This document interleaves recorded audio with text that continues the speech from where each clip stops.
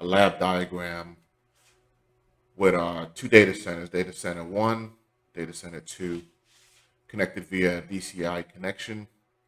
And each data center has a connection to a provider.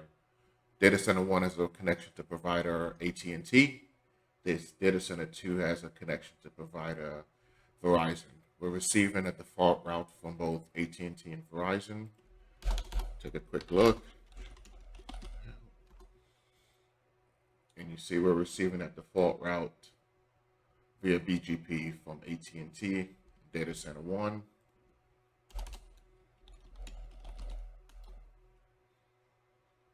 And you see we're receiving a default route in data center 2 via Verizon. You see this 109.109.29.1. That's the interconnect between DC2 and Verizon. So what we want to do is to force all the traffic, the outbound traffic, from example, this device, this user, or this user, to use the AT&T circuit to get to the internet. So how you accomplish that is via a route map, an outbound route map. I'm sorry, an inbound route map.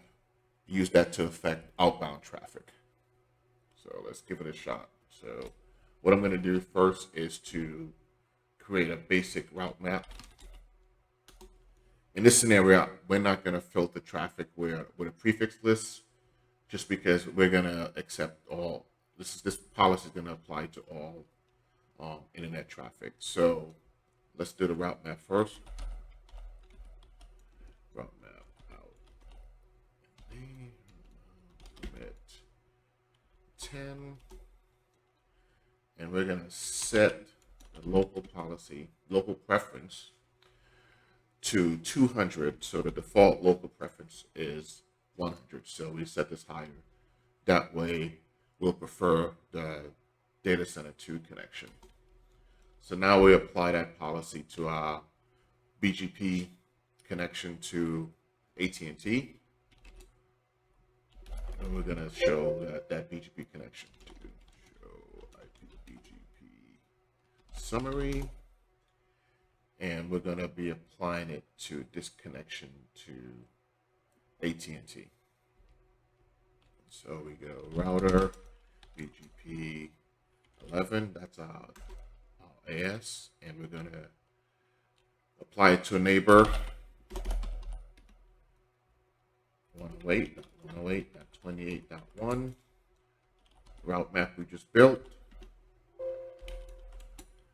Route map, and it's always best to double check the name of your route map.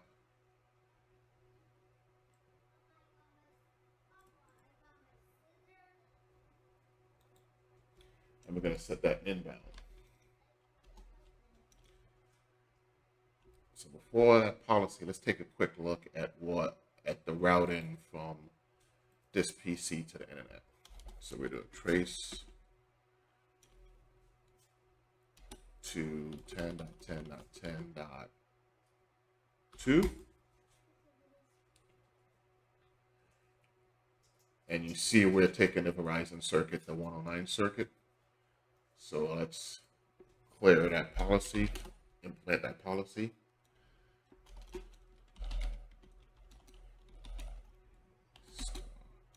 Inbound. So we're basically asking for a route refresh. So now we have that route refresh. And let's take a look at that trace route again. So now you can see we're taking a different path. We're going to dot 3. And that's the data center interconnect router. And it's going across the data center interconnect to 34.34.34.1. It in turn is sending it to the data center internet router 111.111.111.2. That router is now sending it to AT&T because of that local preference. So now the traffic flow from this PC is this way to get to this internet user, as opposed to before the policy, the data flow was this way. And what we can do to test is we're going to shut down this link between AT&T. So that's a network outage between AT&T and data center 1.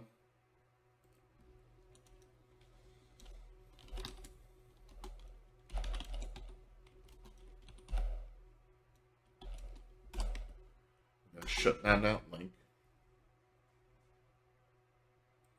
And we have to wait for a reconvergence. And as you see now, the path has changed back. So now the path is going this way as opposed to this way. And this is just used for redundancy, active, passive type of